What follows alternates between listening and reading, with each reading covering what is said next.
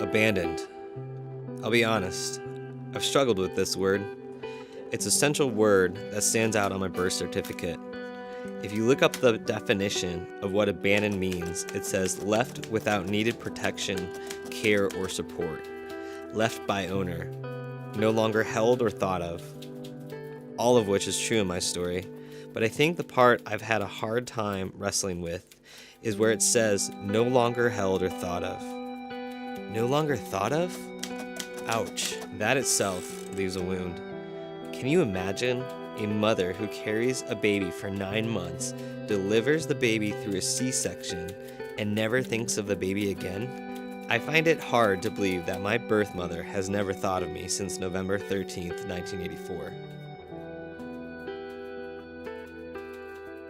I've never met my mom. I was born and abandoned at a clinic outside Seoul, South Korea. I can only imagine just the emotional and thought process of her just having me and then walking out of that clinic that day. In 1984 and 1985, there were 650,000 births, and there was 500,000 abortions that were reported that year. That meant the moment that I was conceived, I only had a 57% chance of actually being born. I think I struggled with that feeling abandoned and understanding what my birth mother did until I really understood what God did in my life, as well as what kind of sacrifice she made for me. I mean, the most amazing sacrifice you could ever make, to give up your child for a better life that you know you cannot provide for them. That was just, revelation for me. He will cry this way.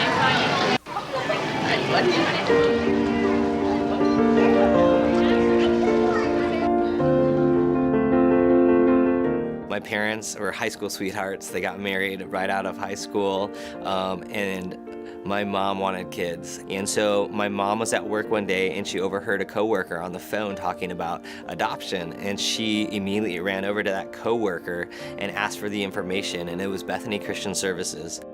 And finally they got the call that they were going to be parents.